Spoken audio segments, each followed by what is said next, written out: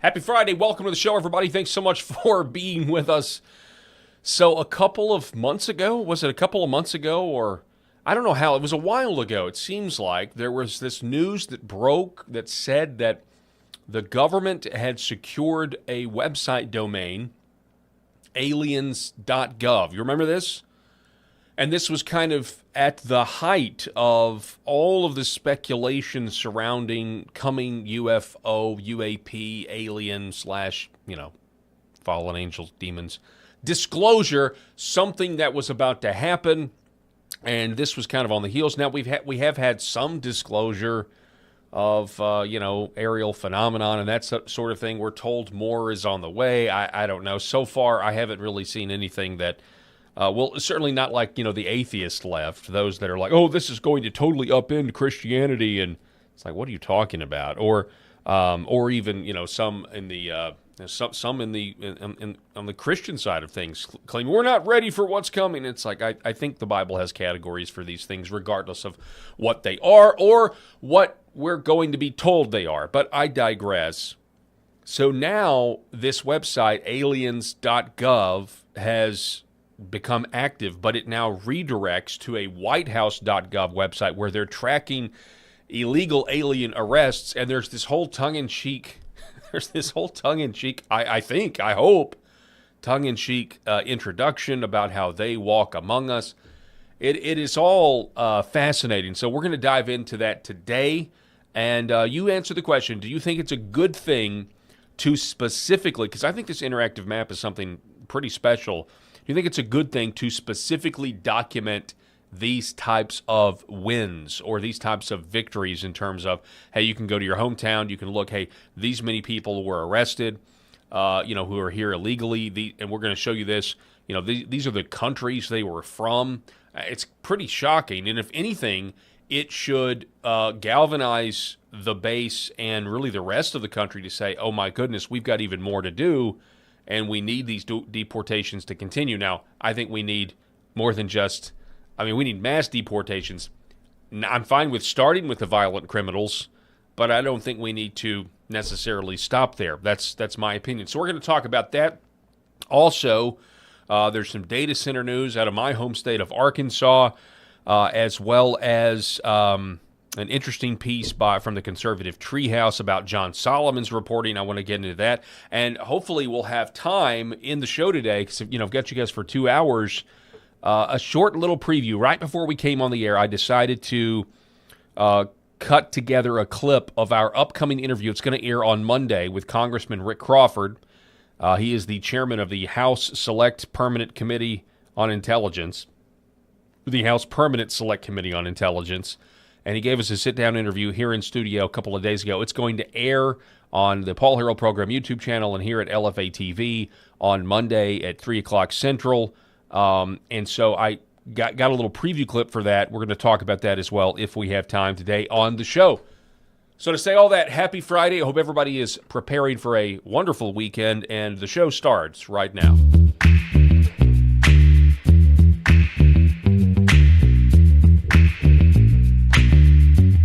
The Paul Harrell Program. All right. Welcome to the show. Let's get this music out of here.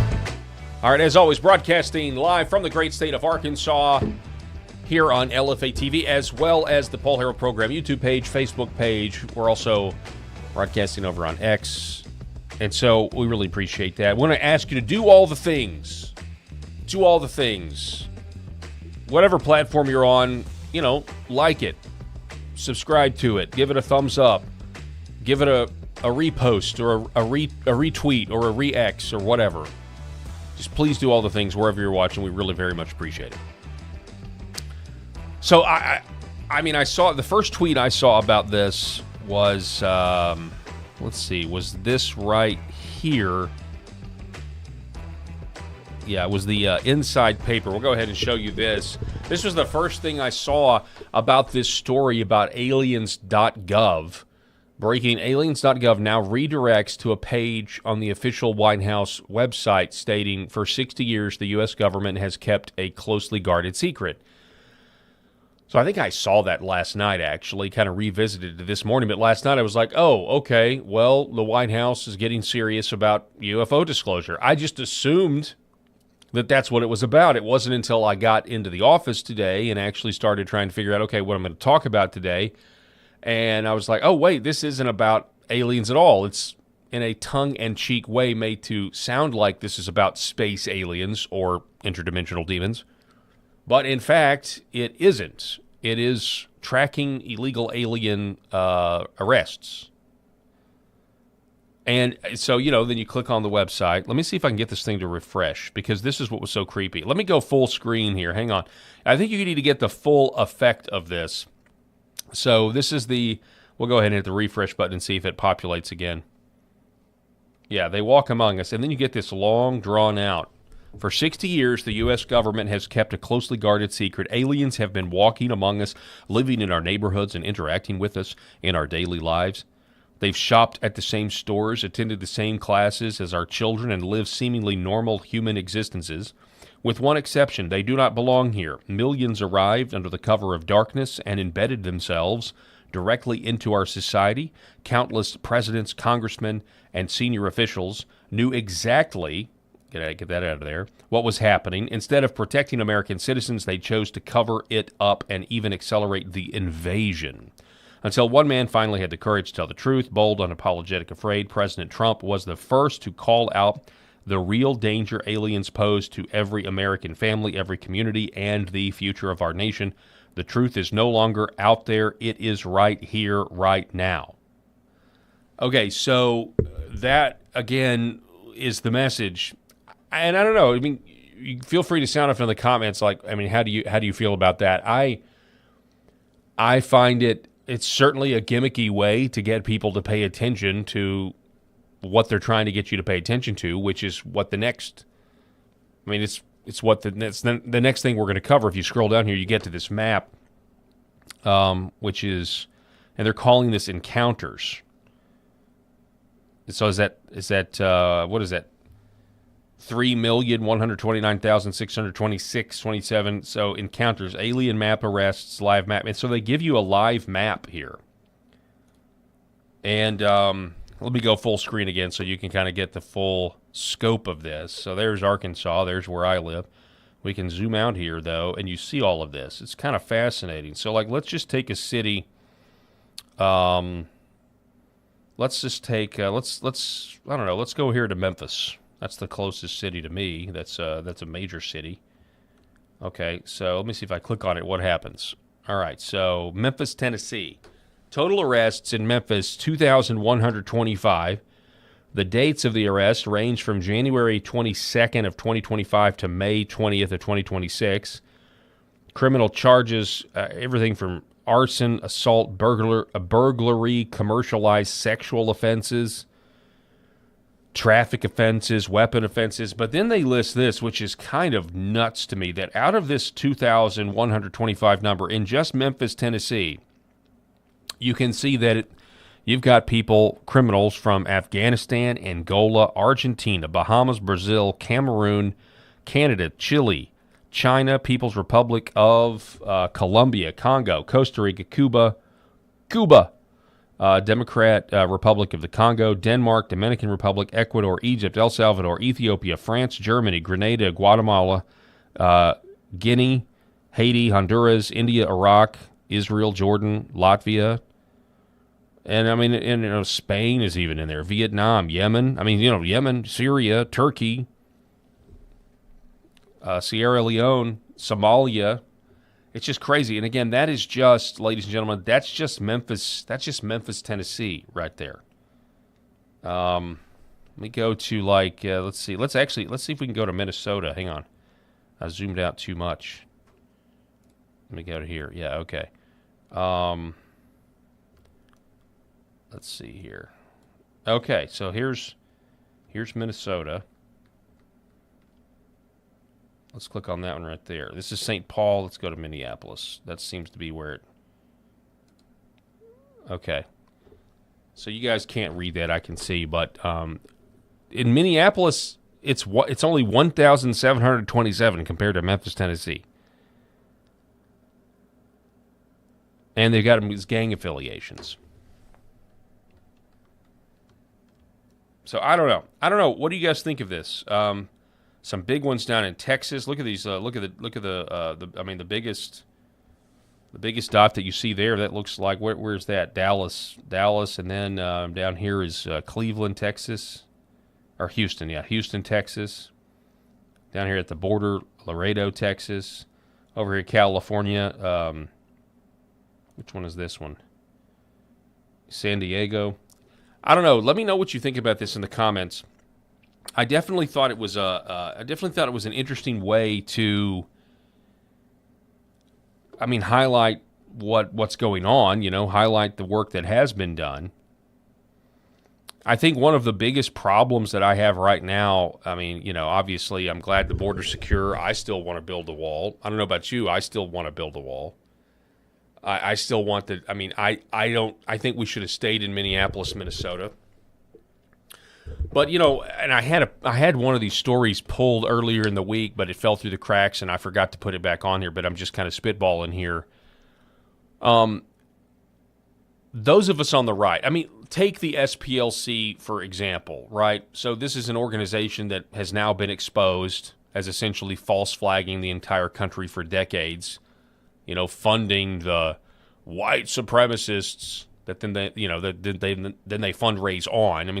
So we know that, but the SPLC isn't the only one, right? Remember when we used to talk about George Soros money funding all kinds of groups and NGOs that are mysteriously dropping off pallets of bricks?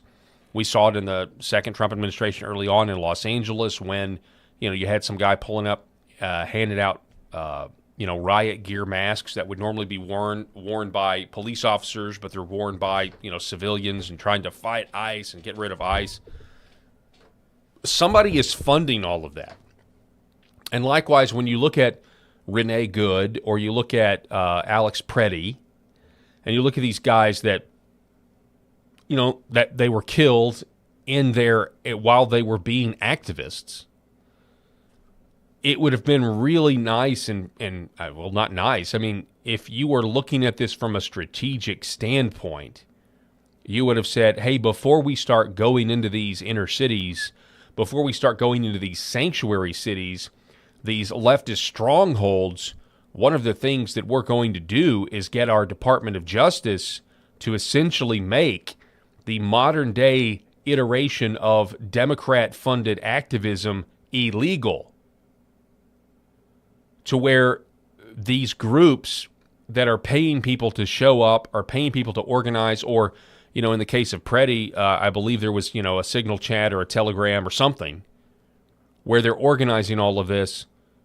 You would think that in an ideal world, you would go after all of those people first so that you don't have the liberal white women in their cars that somehow think that this isn't real life and they're going to get to respawn afterwards, after they try to run over a Border Patrol agent with their car. But that didn't happen. And so I think you can, and so what did happen? Well, while the border is secure, while we do have a lot of there's good stuff to talk about, self-deportations and everything else, from a strategy standpoint, what happened? Well, we pulled away. Greg Bovino's no longer, the head of the Border Patrol.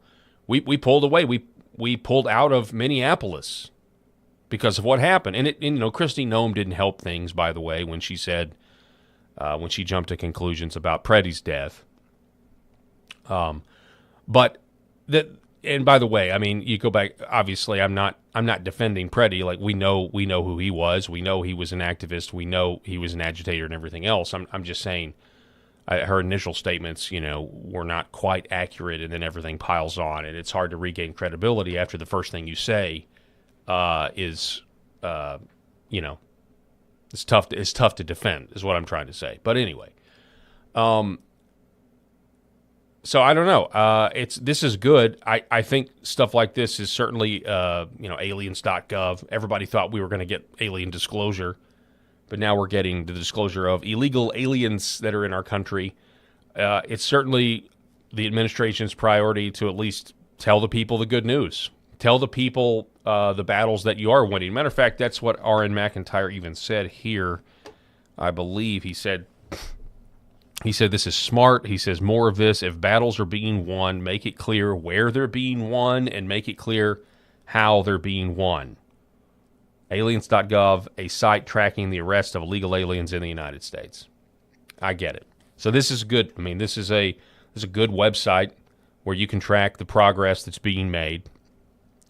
And so you're getting both sides here. We got to pedal to the metal, got to go even harder.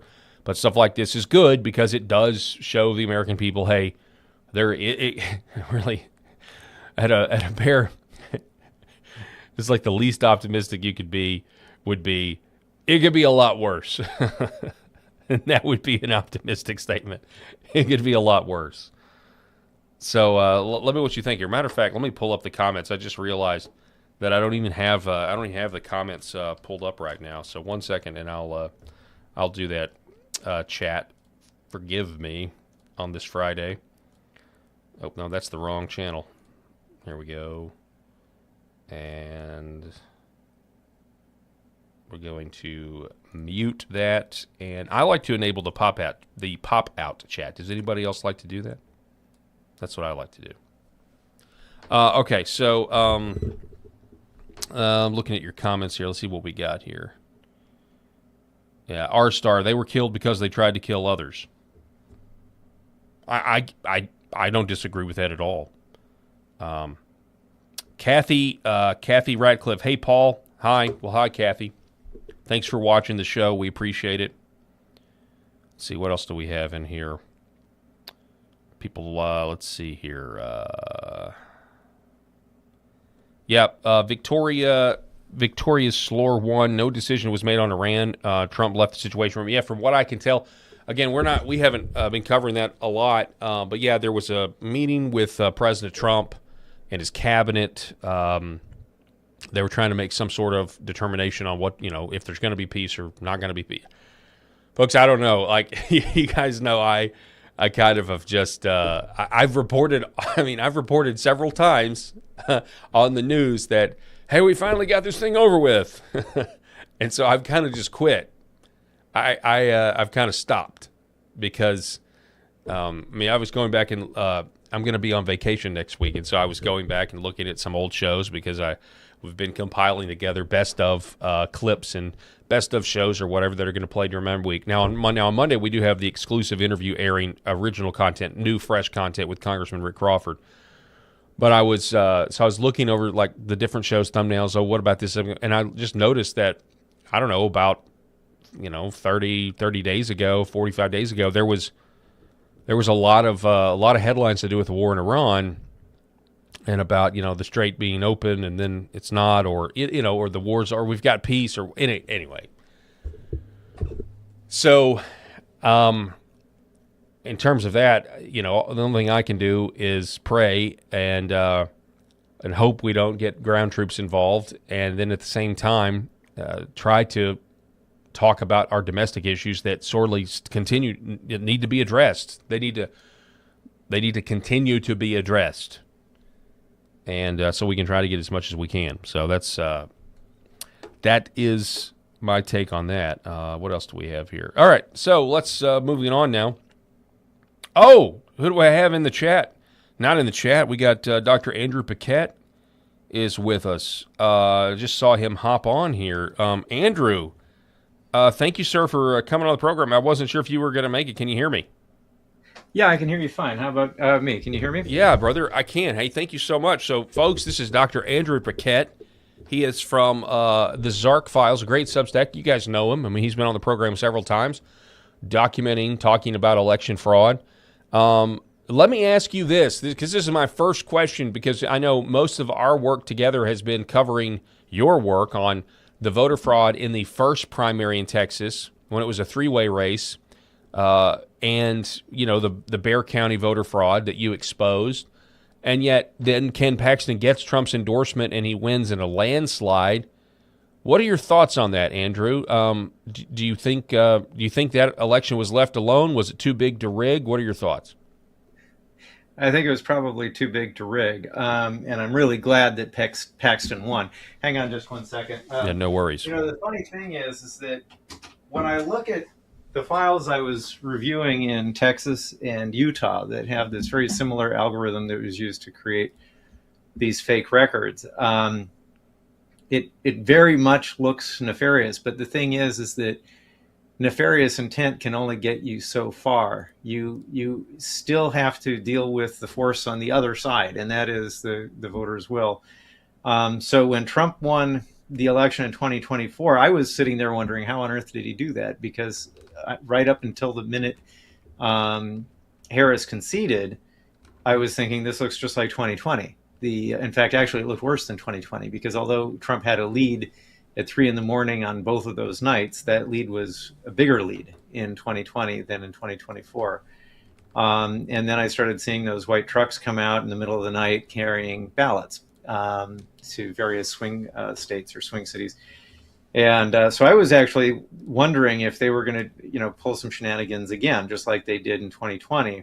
And then all of a sudden, the Democrats came out and they conceded the election. And I was thinking, why? What happened that made you concede this time right away, but the other time you held out for as long as you possibly could until you could say that you had won, and then there were all these shenanigans that you had to account for, but you didn't. And Peter Tickton, recently, I forget where he did. Actually, I think he said this in more than one interview, but this is a confidant of President Trump's and a lawyer out of Florida, and somebody I happen to know personally. And he said that there actually was an operation where some servers were found in Serbia that that were somehow affecting our elections, and so a cyber team of security types went and disabled those computers, and that was why the Democrats conceded so rapidly. It was because they couldn't possibly pull the same stunts that they did in 2025 with those servers out of commission. Now that's my source for it, so I can only say that much, but it actually makes sense.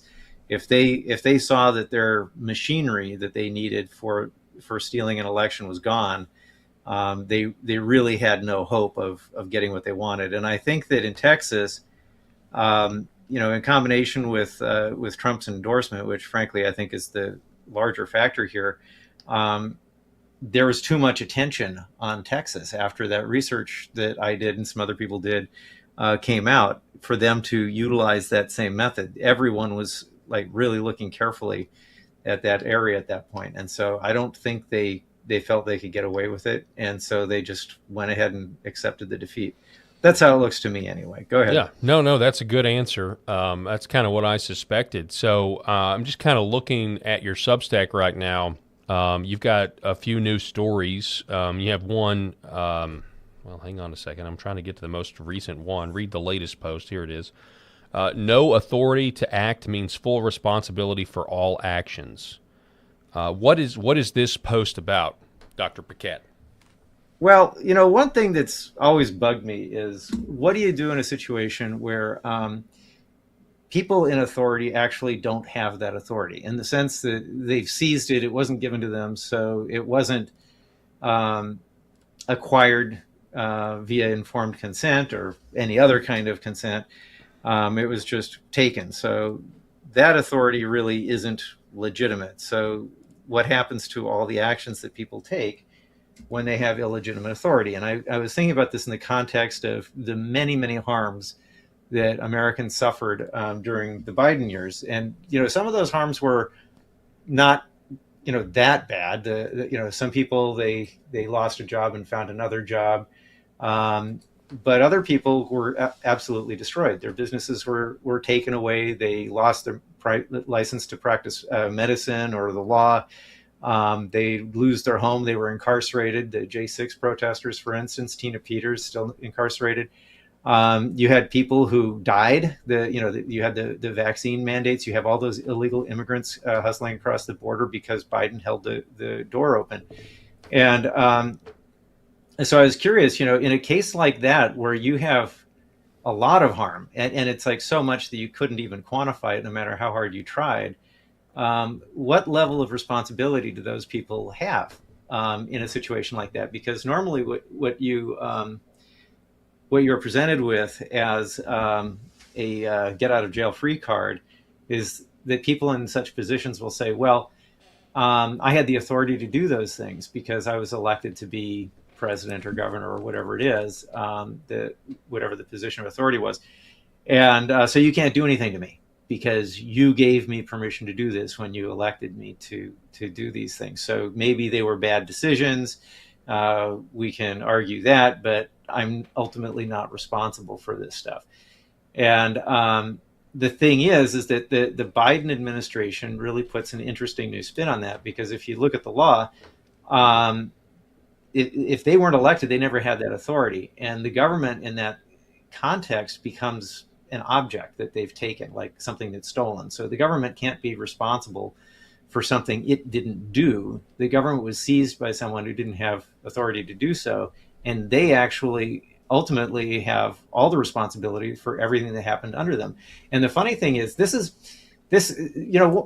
a concept in investing called assumption of risk. And how shall I say this? If you cause someone to assume risk without their knowledge or permission, even if your decision works out well for them, you can still be punished for it in investing. So, for instance, if you say to your dealer, your broker rather, I want you to invest in this company and that company or this type of company, and then it goes against your express instructions and does something else because he thinks it's better, or even because he's getting paid off to do that or something, it doesn't really matter what the outcome is. He's forced you to assume risk that you were unwilling to do.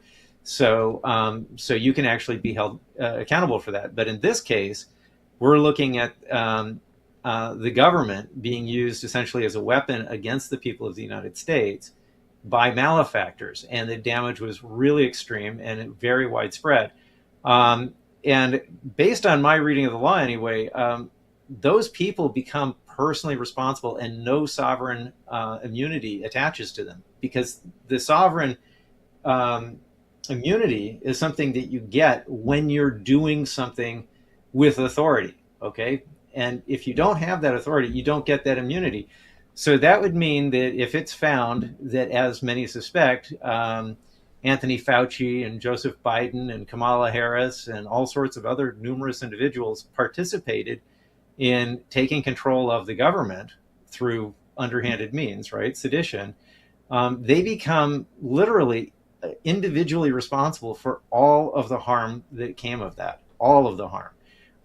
So, for instance, I'll just give you an example, because you're saying, I had this exact thought at a birthday party, celebrating family member over the weekend, and was talking to a younger couple there, and they're convinced that the vaccine, okay, they were able to get pregnant perfectly fine. Well, not perfectly fine. They unfortunately had a few miscarriages, but I mean, they were able to get pregnant, miscarriage, get pregnant, miscarriage, get pregnant, miscarriage, no problem. She gets the shot because she has to go to a destination wedding, and from that point on, hasn't been able to conceive since. And that the two of them openly blame the vaccine for this, okay? And that's resonated with me for a few days now, because I keep coming back to Anthony Fauci, right? I keep coming back to that this man is responsible for destroying so many lives on so many different levels, to your point.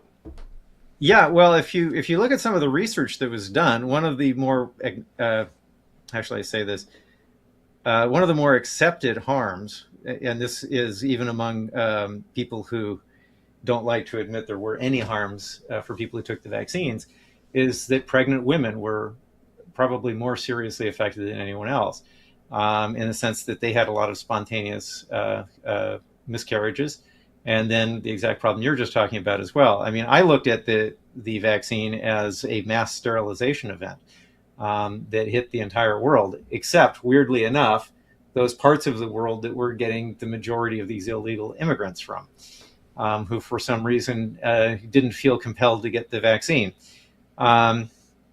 So yeah, that is a serious harm, and it's very hard to quantify.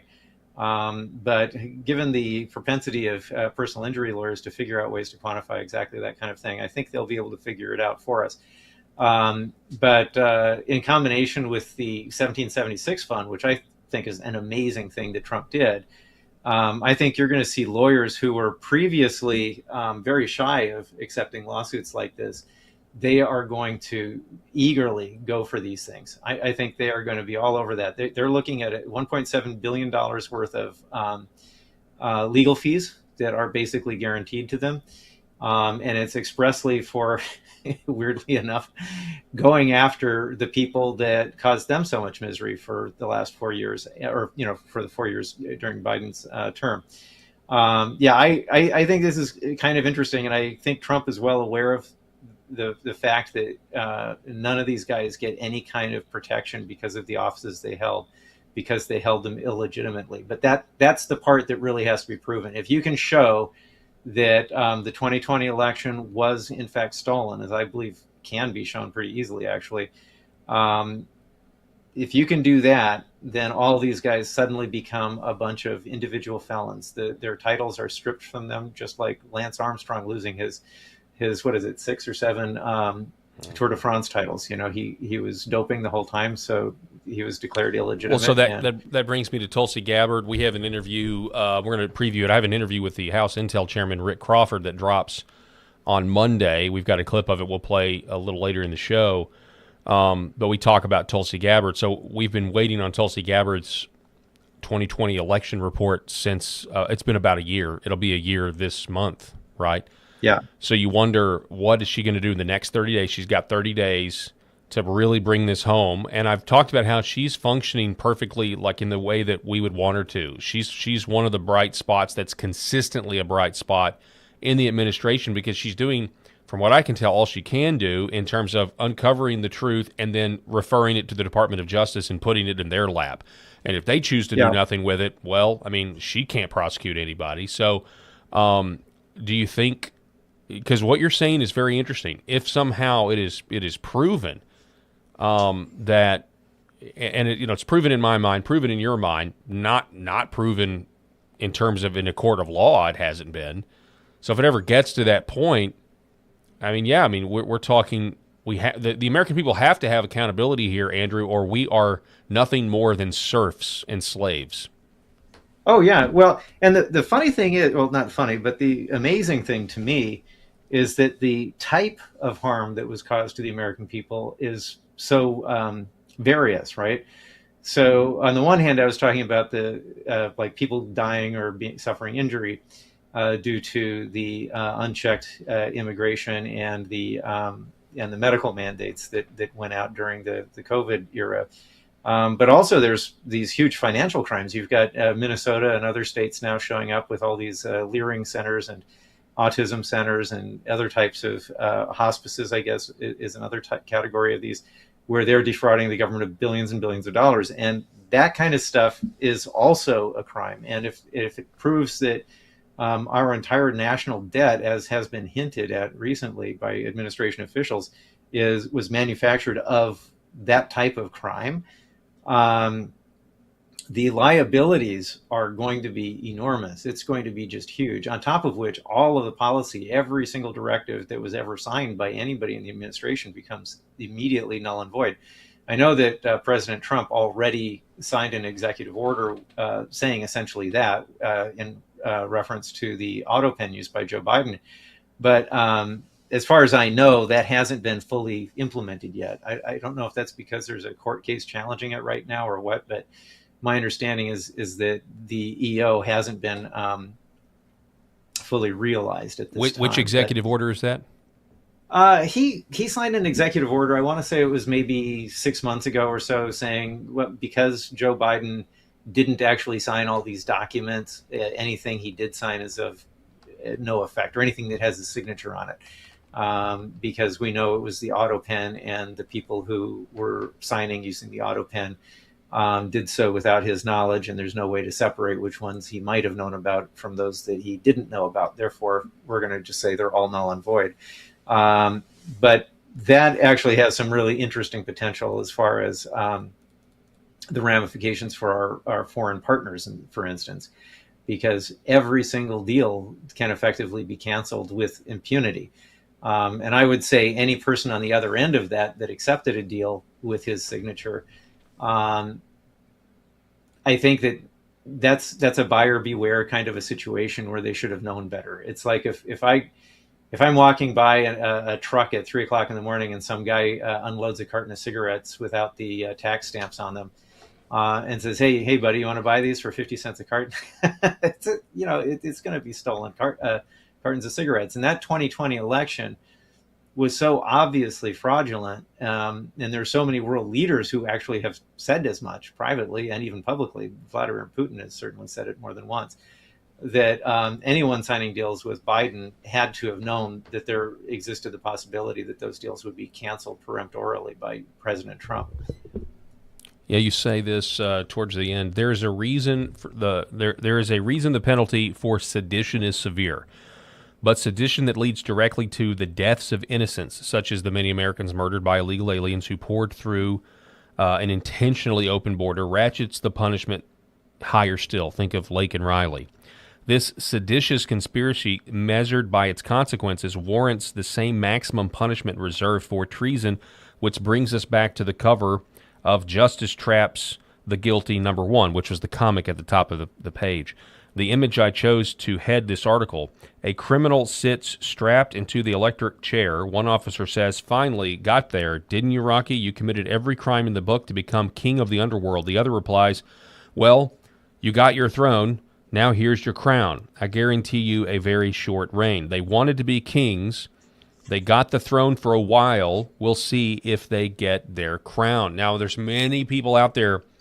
I'm thinking right now of our frequent guest in seat number 3, Eric Haynes, who just has already resigned to the fact that we're not going to actually get any accountability, that we're going to get 2 years down the road and we're not going to see the accountability that you so eloquently write out here that we deserve, that needs to happen. But what do you really think it's going to happen, and why is it taking so long to this point? I think it is possible it's going to happen. I know there's a lot of people within the administration who definitely want to see it happen. Oh, and by the way, if you saw me leave the camera just a second ago, it's because I was going to go get a copy of Justice Trapp's Guilty #1. I was going to show it to you guys because I'm rather pleased that I own that comic now. But it's in the other room where I had it scanned for the article. Anyway, but as far as getting the justice we deserve by actually punishing the guys who did all this horrible stuff, there is a huge amount of momentum and interest in making sure that happens.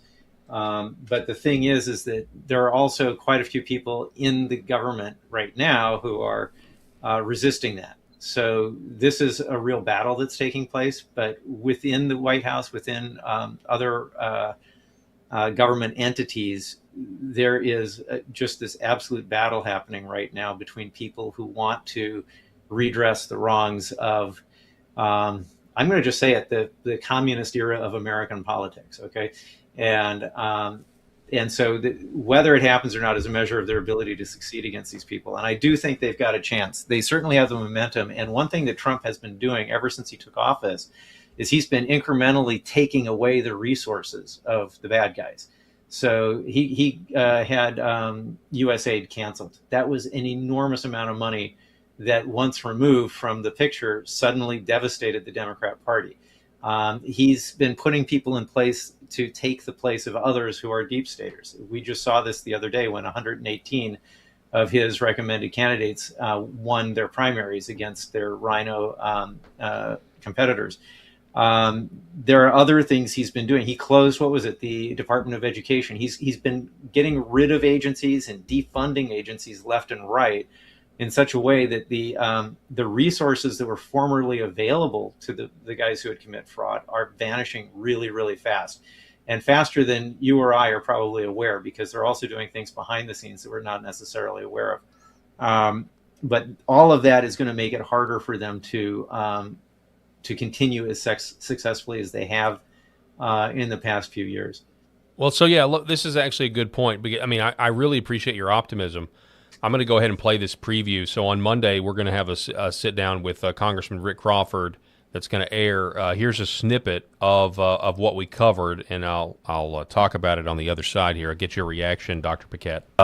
Catherine Herridge has this report about how the CIA was monitoring Tulsi Gabbard's Diggs group. What are your thoughts on that? That they were pushing back against some of her mandates, whether it was JFK assassination, RFK assassination, COVID origin, direct energy weapons, and I'm probably leaving one or... So I think you've kind of got to revisit the entire history of the DNI, which is not long. The DNI is a result of the 9/11 Commission review and recommendation, and it was 2005, I believe, when they stood up the ODNI and the first DNI was named. Tulsi is the first DNI to actually be a DNI. The rest were figureheads. Yeah. She took the job seriously, which is why it's a big loss for us.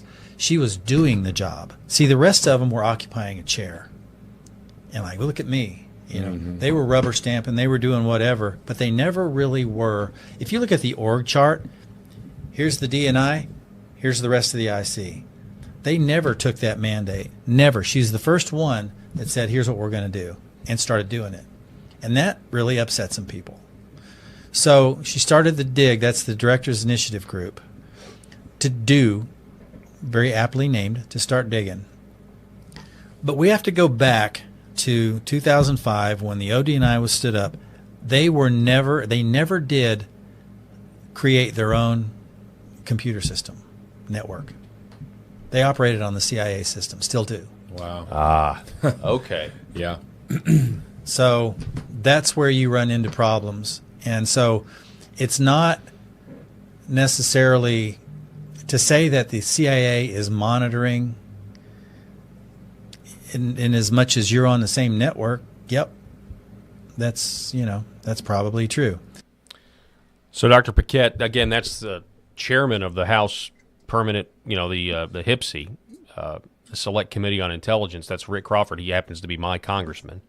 So he was in town, and we sat down for this interview, basically saying, I don't think a lot of people know that the Director of National Intelligence, if they're going to use computers, they're using CIA computers. And that's why Catherine Herridge's report makes sense, that they're literally able to monitor everything that the DNI is doing down to the keystroke. So there is pushback. There is a war going on here. Yeah, the thing is, after Edward Snowden, I've pretty much assumed that was happening at all times with everyone. So what he's saying doesn't really surprise me. The exact method, as far as I'm concerned, isn't as important as the fact that they've had an organization in place for a little over 20 years now, specifically tasked with monitoring pretty much every piece of information that passes between two or more people in the entire country. It's a really scary thing. It's almost like having all of the Democrats' worst fears of the Star Wars system, except aimed at us through our information pathways. But protecting yourself against something like that is, I would think, pretty hard to do. I think that the best way to protect yourself would be to get rid of the agency that's overseeing what you're doing, or make sure that they're honest. I mean, before Trump won his second election, or I should say third, I was sitting here thinking, I hope he dismantles the FBI completely and just closes it. Same thing goes for the CIA. Me too. And totally abolish it. That should have happened. Yeah, they just didn't have enough good left to compensate for the bad that was already there. I didn't have any objection to them maybe making a new agency and possibly hiring some of the old people back if they could prove their loyalty to the country and so on. But I felt like the first step had to be just completely gutting all of those agencies and leaving them gutted probably for at least 6 months, because you have to give the people who are in the agencies time to find other work, so that it would be very difficult for them to get back in. And then you could start trying to build it up from the ground. Actually, it's the way I feel about our educational system also. I'm very disappointed in it. And not only that, I find our educational system to be in some ways scarier than rigged elections, because if you fix the rigged elections and your educational system stays exactly the way it is, then you eventually get rigged elections again.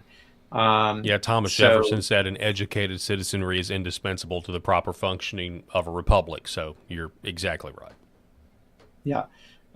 So, in fact, actually, it's kind of a funny thing. Every once in a while, I toy with the idea of getting back into education because I really enjoy teaching, and I think it's a serious problem in the country that I would really like to see resolved.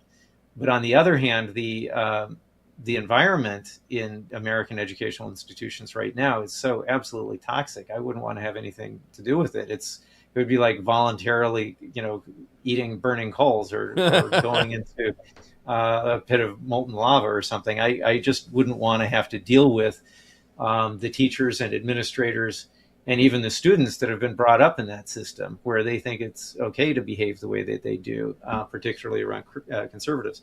But it does have to be fixed. So people will have to get in there and do that work.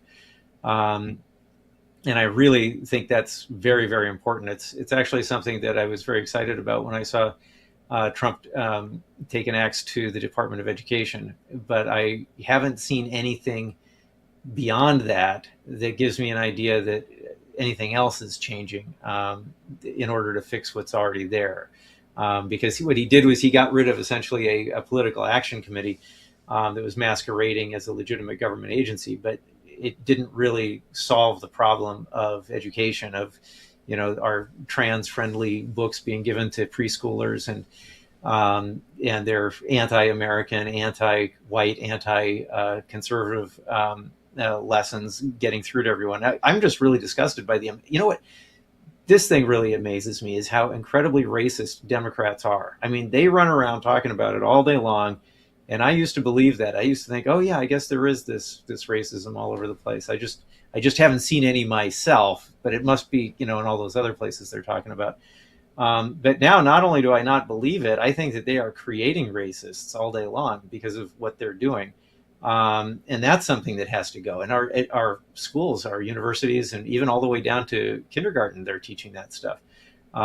So anyway, this is a little off track, sorry, but that's something I feel kind of passionately about. Anyway, go ahead. Yeah, so, I mean, forgive me if I'm re-asking the question, but what do we do? What do we do if we get, 2 years down the road and, I'll characterize it, the communists who have been permanently embedded in our system, have been able to thwart, or convince the DOJ or just, we're not going to touch any of these guys. We're not going to expose any of it. What do you think that means going forward? I know that's a loaded question. I don't have a crystal ball, obviously. I have no idea what happens after that. Well, neither do I. I mean, I'm a little bit surprised that we haven't had a shooting civil war yet. Okay, I think it's kind of amazing that we haven't. And actually, if we're not going to have one, I think it comes down to President Trump accomplishing his goals.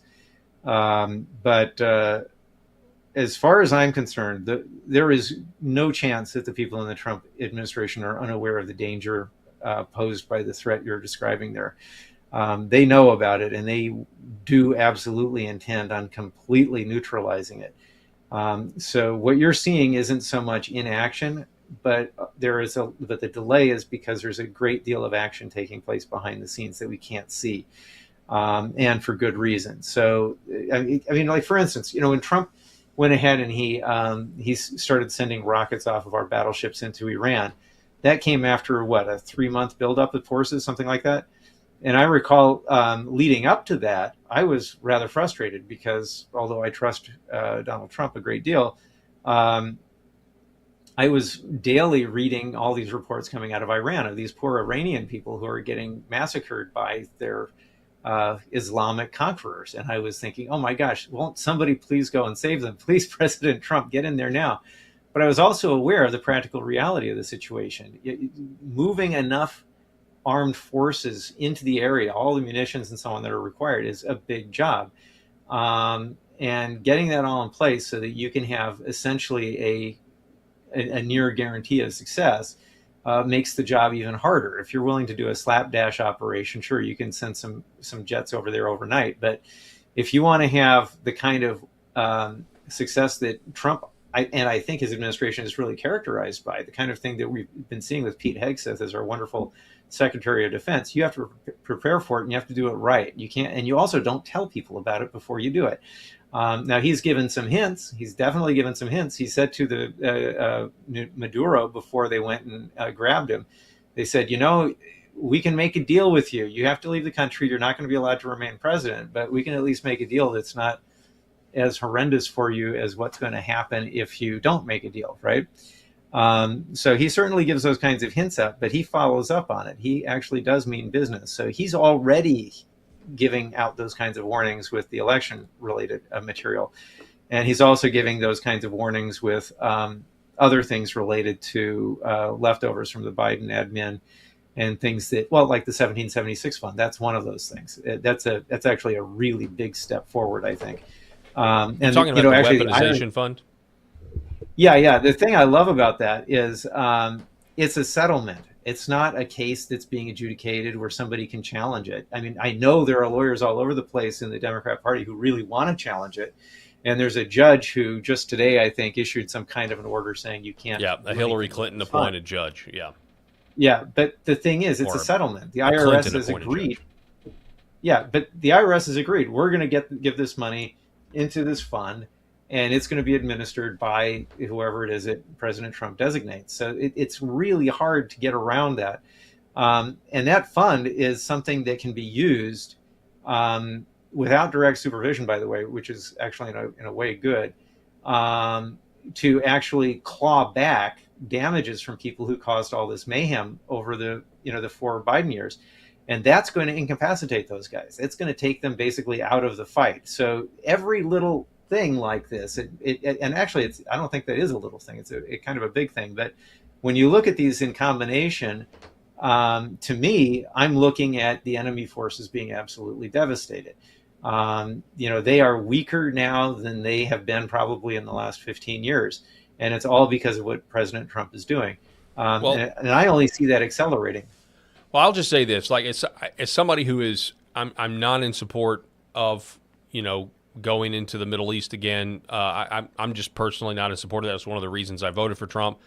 I understand we're in there now, and I don't want ground troops and everything else. I actually think it's kind of ironic. I've said this before. You may appreciate this, but because we've got these descendants of the Persians that are using kind of a modern day Hot Gates Thermopylae strategy because of the Strait of Hormuz and the topography there. It's kind of ironic that it's being used against the West. But to your analogy, though, about not telegraphing what you're going to do or having to build up, forces in order to actually execute, I certainly hope that analogy is true when it comes to deep state accountability. And I hope we can get, more focused and really start to shout from the rooftops a bunch of really awesome domestic wins because of the primaries that are coming, the midterms. I'm sorry, the midterms, not the primaries. I do want to ask you this, though, while I have you here. I've got a couple more questions, and I know you're probably short on time, but you write in your piece here, the Obama years were not much different, but Biden did almost everything in the open, like belching loudly at the end of a meal. The crimes were announced by the media, and like a mob boss, no apologies were given. When you talk about the Obama years, I'm curious, with all of your knowledge about algorithms and the dangers of electronic voting machines, do you think Barack Obama was legitimately reelected? I think most of us would assume he was legitimately elected in 2008, which, by the way, kind of destroys the idea that we're this racist country. We elected a man by the name of Barack Hussein Obama 7 years after 9/11. We're not a racist country like the SPLC, and their false flags want us to believe. But do you think on the second time, when they called the race for Obama like it's 7 Central, do you think that he was legitimately elected based on what you know about the election infrastructure? Well, okay, I'm going to give you 2 answers on that. First off, I was living in Europe at the time, and I remember being extremely surprised that he won his reelection. Okay. And at the same time, his first election, where I was also living overseas when that happened, I was much less surprised because I knew that Ron McCain was very unpopular as a Republican. In fact, I didn't like him. And I could picture a lot of Republicans voting for Obama just because he looked like a nice guy, maybe depending on how you view his speeches and so on. But I could picture him fooling people that way. And meanwhile, Ron McCain, as far as I could tell, was, well, he seemed really crooked to me. He always did. And I don't care if he was in the Army. There's a lot of crooked people in the Army, just as there's a lot of really good people in the Army.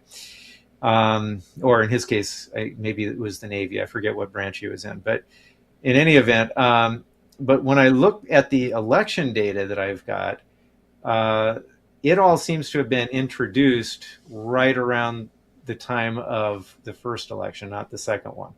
So I'm looking at dates anywhere from 2004 through 2009, and even 2009 is well within his first term, right? Because wasn't he 2008 through 2012? Yeah. So Yes. So all of the algorithms that I've seen so far were introduced either shortly before he was elected the first time or during his first term. Wow. So as far as I'm concerned, that makes it possible that he was installed the first time. It makes it does. Okay, so here's this question, because I know we had this conversation off air, and I've tried to articulate it here by myself, and I fail miserably. I want you to walk me through the cybersecurity standards for corporations, and because I think we've talked about how this could actually be a really easy fix. I mean, I want to go back to paper ballots and everything else. But the fact that, the way I understand it, our election systems, our election machines, our electronic machines, there is no way some of these major corporations and their cybersecurity standards would ever allow the status quo to take place. That's how insecure they are. Now, correct me if I'm wrong. Walk me through that. Well, first off, there's a very simple step that any major corporation is going to implement, and that is they turn on data validation on all of their systems. Data validation is a system that will reject your credit card for an online payment because you typed in a zip code that doesn't match any known zip code in the United States, for instance. Or if you punch in a number in the middle of your name, or I'm sorry, maybe not a number, but like a hash sign or something that isn't a letter or a character that's recognized as a legitimate component of a name. So that's data validation. Or if you punch in a year, right? So let's say it asks you for your credit card expiration date, and you type in a year that's already passed. Well, it'll reject your credit card on that basis alone. It's a very simple thing. It's called data validation, and most databases have it turned on by default. You normally have to turn it off to not have it work, okay? But you do have to set it up, though, because you have to set up the criteria of what types of things are going to cause this input to fail and then ask you to re-enter the data. So you do have to do a little bit of setup, but it's fairly trivial. It takes maybe a day to set these things up, and once done, you don't have to think about it. And practically all of the problems I've seen would disappear immediately if they had simply had this thing turned on from the beginning. Good grief. But now that it's been off for a couple of decades now, I don't think there's any way to recover these systems. You would really have to throw them away and start over from scratch because you don't know which fields you can trust. So you're saying that they're turned off. Do they come that way, or is there even the capability to have that on these machines? Well, any database software has data validation built in. Even Excel has data validation. I mean, in that case, you have to turn it on and tell it what to look for, but it's there. And any large database software is going to have this, and anyone who makes databases is going to have it as well, because you don't want clerks entering erroneous data into your database. And one way to prevent that from happening is to restrict what is considered legitimate and illegitimate entries. So it's the simplest thing possible. And as I understand it, the law actually requires it. But the NIST standards for database integrity that are actually imposed on contractors to the United States, and we can give them heavy regulation-related penalties if they violate these standards. Those are being violated all over the place with these databases, and that's just because of the many error rates. Here's one, just to give you an example. You've heard about the January 1st, 1900 registration dates, right? Or 1850 January 1st registration dates. We've got that in New York. 1900 is another popular year, and those are called default dates, right? For date of birth or for registration. And so that explains the whole thing, no problem, right? Wrong. It's false data, and false data is erroneous data, and erroneous data violates two federal laws, the National Voter Registration Act and the Help America Vote Act. So explaining these things doesn't really make the legal problem go away. And that's what's done. But it would be very easy to set up data validation so that you couldn't enter default dates. It would just literally be impossible to do. And yet, for some reason, either those things were turned off by the people who are administering these systems for us in our Board of Elections all over the country, or they just never turned it on in the first place, either one of which violates standard security practices. So that, as far as I'm concerned, is the easiest fix that would have the biggest effect. But I think it goes way beyond that, though. Like, for instance, the algorithms I found, those need to be ripped out. Just like, the alien monster that went inside the guy's throat and blew him up in the movie Alien. That's kind of how I look at these algorithms. There's something you need to reach in and just yank it out, because they basically corrupted the body they live within. And by the way, that's literally the image that comes to mind when I think of the algorithms. It's just, if you don't know what it is, and it's very mysterious and it's complicated to figure out, you don't want it there. It's like if you opened up the engine to your car and you found some alien technology in there, you'd be like, I don't think Ford made that. Yeah, that's incredible. I don't know what that thing's. Well, Dr. Paquette, I appreciate you coming on the program. Do you have anything else that you wanted to share with our audience today, or have we covered it all? Well, I'll just say this because I'm rather pleased about it. I actually started trying to make posts on X that would not get squashed immediately, because I had very, very low reach on X until just a few weeks ago when I started doing that. And today, I just managed my first post with over 1 million views. So that was actually kind of nice. Awesome. So thank you very much. I'm stoked for that. I'm stoked that you're able to, you're getting that traction, because I think your research is invaluable. I mean, I know people in administration have it. We just got to, continue to get the word out there and demand accountability. And at the same time, I pray that you're right, and that behind the scenes, we're going to get results at some point. In the meantime, it's sometimes it's tough. It's tough to keep morale up. You know what I mean? Well, I'll tell you what. Think about that moment when Trump turned his head and a bullet whizzed through his ear. I very much look at that as God's intervention, saving him. That wouldn't have happened unless there's more to come. I think that we're going to be okay. It might look dicey right now. It might look tricky, but and there's a lot of decisions involved. A lot of people are going to have to do a lot of things, and it hasn't played out yet. But I feel like Trump got saved for a reason. And so I'm actually feeling like this is going to work out just fine. Dr. Andrew Paquette, appreciate it, sir. I hope you have a great weekend. You too. Thanks, Paul. All righty. Bye. Folks, we're going to take a quick break and reset here. Don't go anywhere. This is the Paul Harrell program, and we're going to be back here in just a moment. For centuries, light has been used to heal.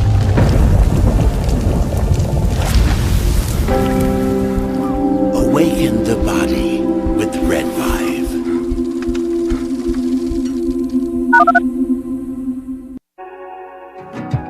Why is Red 5 different? What sets it apart? What sets us apart from the standard red light panels? This is a medical grade device, and what that means is the red light bulbs and the near infrared bulbs have very specific wavelengths. If you think about the wavelength as the medicine, the 635, the 670, the 810, the 850, those were specifically chosen because those are the most powerful effectors of the cells. So those specific wavelengths, when they get into our body, when they affect our tissue, they spike energy production, they help with nerve pain control, they increase stem cell counts.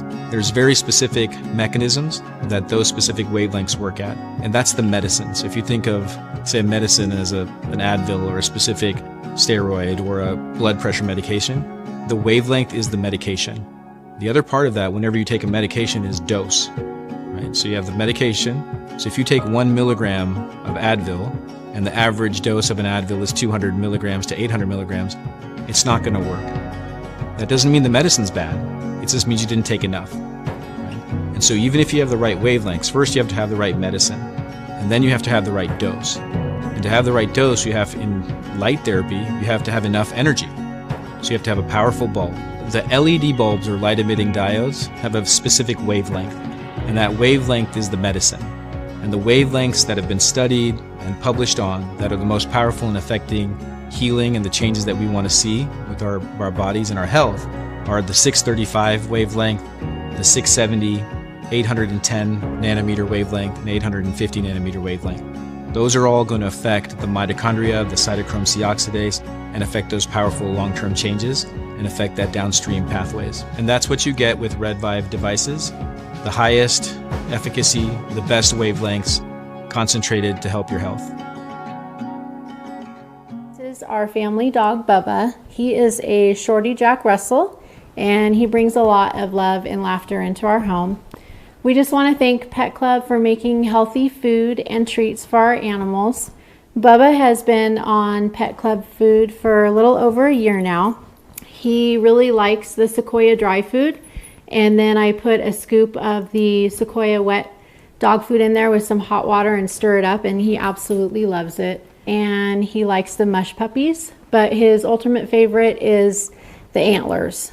Those keep him busy for a really long time, and he really likes them.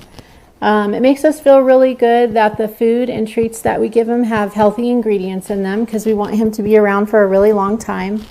Our previous dog was a lab, and his name was Titus, and we fed him in bulk, and we would just get his food from the big box grocery stores. And unfortunately, that food wasn't very healthy for him, and he ended up getting cancer and passing away. So we didn't want to make that mistake with Bubba, so we were really fortunate to find Pet Club and find some really healthy food for him to eat. So we would just like to thank Pet Club, and we just really appreciate the healthy food that they make, so we can keep this guy around as long as we can.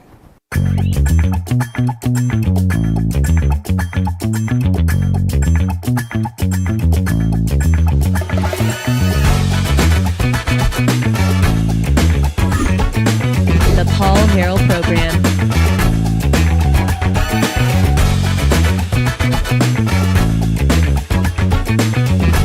All right, welcome back, folks. Thanks so much for being with us. Again, broadcasting from the state of Arkansas on this beautiful Friday. I don't know. I don't even know if I've looked outside. It's been several hours.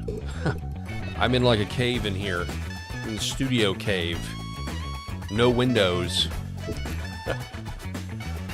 So, yeah, let's just go ahead and say it's a beautiful day. So it's a beautiful day somewhere out there where one of you is listening on the other side of the screen. So appreciate you very much. All right, so what did you guys think of that clip that we aired, of the preview clip of our conversation with Congressman Rick Crawford that we had, that we're going to air the full interview on Monday. But I hope you, I mean, it's pretty incredible. I didn't know that the DNI used CIA computers. I didn't know that. It was also interesting to hear him say that Tulsi Gabbard is the first DNI to actually take the job seriously. And what that means is, I'll decode it. It means Tulsi Gabbard was the first person that got there and was on Team America, not Team Intel Oligarchy. She was in that position ruffling feathers because she was trying to, I mean, she can see into all their systems. I mean, yes, she was on a CIA computer. They're monitoring her. But she's also able to see their intelligence product, their, you know, the way they formulate these assessments. But she's looking into, per the president's requests, the 2020 election. And she's looking into direct energy weapons, looking into RFK, JFK, MLK Jr. assassinations, the origins of COVID-19. And that one's a big one. The origins of COVID-19, that's a huge one, because what you're essentially dealing with is you're dealing with a situation where the reality of what happened is essentially something that would be written about in a Hollywood spy movie, where we don't like the guy in office, so we're going to change the entire world in a giant conspiracy theory and unleash a virus, blame China, when we're the ones that actually funded it, if not created it here in the States, all to get mail-in ballots and everything else. It's insane. She's looking into that. An operation like that cannot happen without the intelligence oligarchy that have their fingers all over the world. An operation like that can't happen without our own intelligence oligarchy willing it to be so. And she's looking into that. And everybody that's got something to lose, like their reputation or maybe their very freedom or lives, if we're talking about treason or we're talking about sedition, and like Andrew Paquette said, all of the I've never really thought about it the way he put it, all of the downstream effects from this, how many people's lives are ruined, those of us that are still alive, but also those that lost their lives. It's pretty incredible.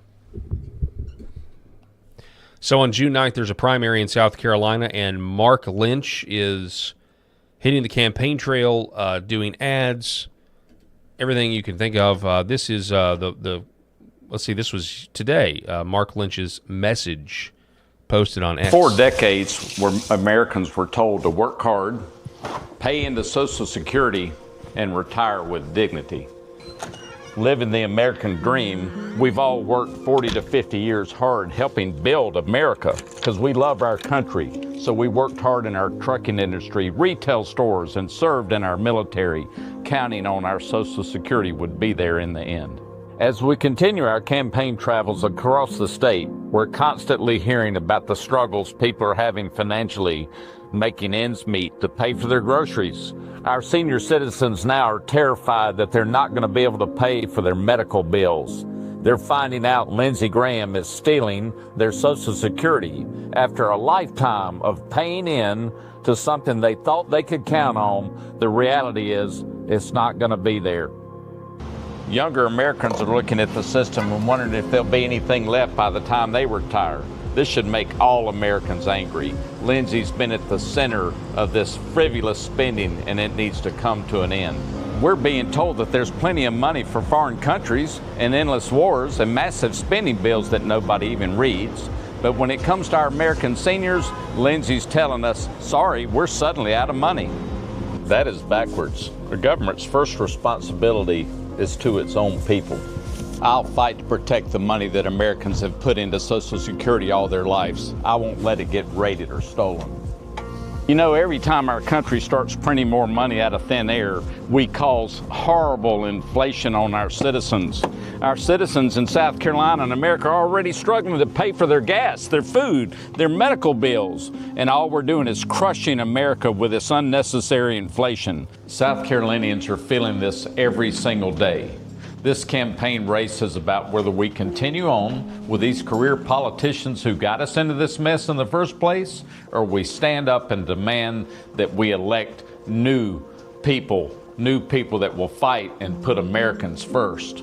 We not only owe it to our seniors in this country, but we also owe it to our young generation that they can grow up and have the same opportunity that we've all enjoyed. Vote for me, Mark Lynch, for the United States Senate on June 9th. So, I mean, I'm just going to say I've never seen an ad quite like that, where you're essentially starting at the beginning of the day, leaving your house, getting in a campaign bus, driving to an event, and then getting back to your hotel room to do it all over again the next day. But anyway, but in his message is strong there, obviously appealing to the senior citizens when it comes to South Carolinians that live there. So it'll be interesting to see what happens on June the 9th and whether or not Lindsey Graham's weak, pathetic messaging will actually pay off. Will his track record be, will it be rejected or will it be accepted? Because, Lindsey Graham, while, he all of his big backers and, all the people that love his Middle East foreign policy, not just now, but the ones, that have, loved it for decades in the endless wars, he certainly serves their interests very well, but he doesn't serve the interest of South Carolina, I don't think. Now, I'm over in Arkansas. What do I know? It's up to the people of South Carolina, but that's just the way I see it. But Lindsey Graham is getting some, well, where is it? Did we miss it? Hang on one second. Is this it right here? Oh, yeah. So Lindsey Graham is getting some last-minute endorsements from Congressman Russell Fry. Never heard of this guy. Congressman Russell Fry is endorsing Lindsey Graham. He writes, Lindsey Graham was one of President's strongest allies in Washington. He delivers results for South Carolina. Okay, one second. I can't do this. I cannot do this without. This is going to be an unplanned Graham watch for us today. So here goes. Senator Lindsey Graham loves New Orleans. It's because the comments of this thing are This insane. segment is called Graham Watch, and it's dedicated to him. We see you, Lady G. You Lady G.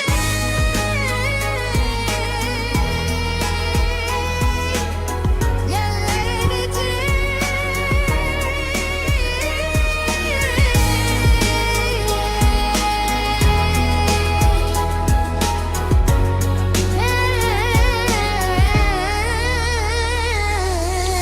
Okay, so this edition of Graham Watch is the fact that he just got this endorsement from Congressman Russell Fry. Okay, so it's like, yeah, Lindsey's great. All right, okay.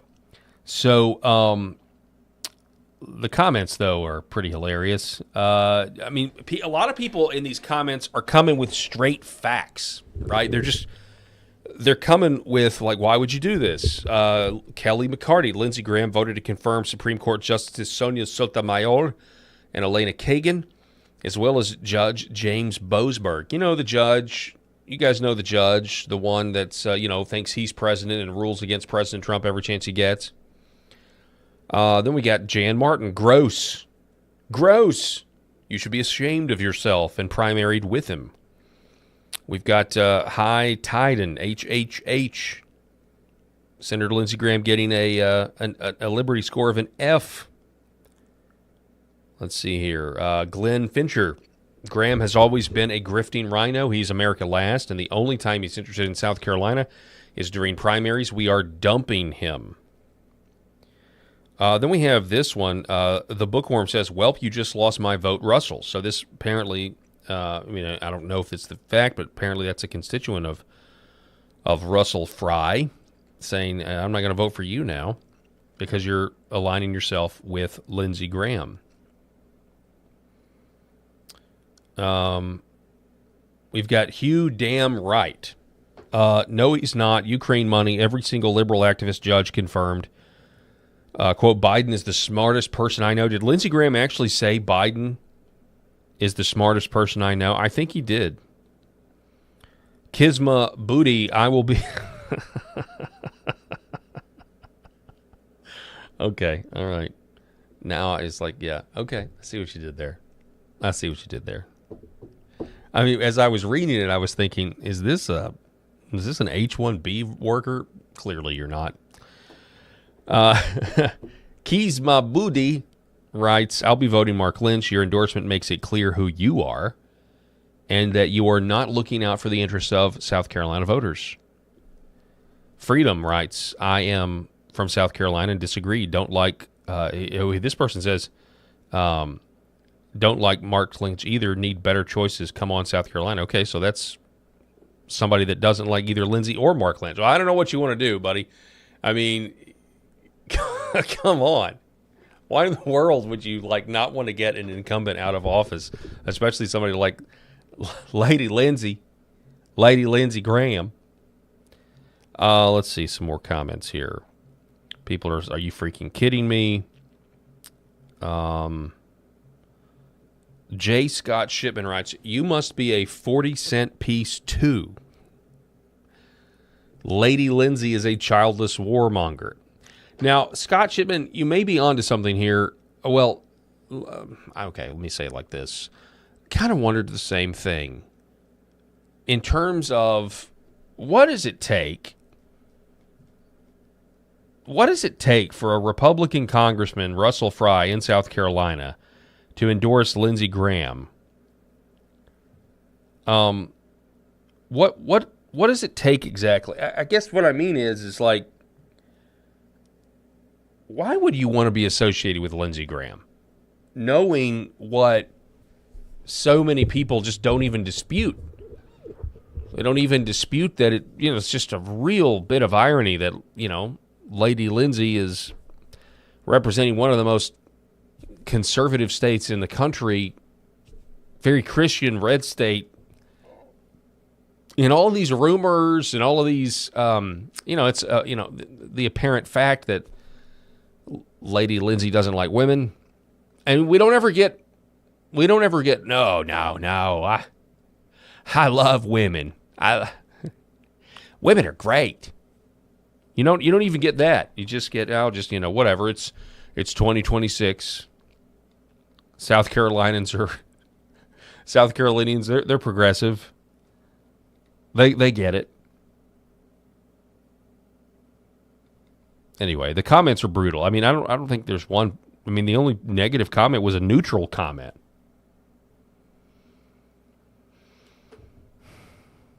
James writes, this is baloney. Lindsey Grahamnesty has only acted to support Trump during his re-election campaign. He's not trustworthy and will stab Trump in the back the first chance he gets. Vote for anyone else. I mean, really, truly, as much as I love that Donald Trump endorsed Ken Paxton and we got rid of Rhino Lindsey Graham, we can all agree right now. Can we all agree right now that if Donald Trump had not endorsed Lindsey Graham, he would not stand a chance in this race on June 9th? And so, yes, call me disappointed. And I know, some, people say, well, he's, got to keep Lindsey close or whatever. I'm sorry. I don't care. I don't care. I think Lindsey Graham is corrupt. I think Lindsey Graham is totally captured by Washington. And I think it is an affront to our very system that he would continue representing any state, especially a state like South Carolina, because Lindsey Graham doesn't represent South Carolina. He represents the deep state. If the deep state had a mascot for politicians, it would be him. If rhinos had a mascot, it would be Lindsey Graham. And, all of the begging and last time he got reelected, it was all the begging and pleading in the world. Every single night he's on, Sean Hannity, begging for money. And then, of course, he turns on Trump after January 6th. It's up to the people of South Carolina, though. And obviously, you also have to hope that we don't have any election fraud, electronic voting fraud shenanigans is what I'm trying to say. So there's that. Also, we have this. So here's some good news in changing the subject here. Over in New Jersey, breaking. Andover, New Jersey cancels data center project and passes complete ban. Rural New Jersey is fighting back against big tech. Apparently, this is what happened right after the vote.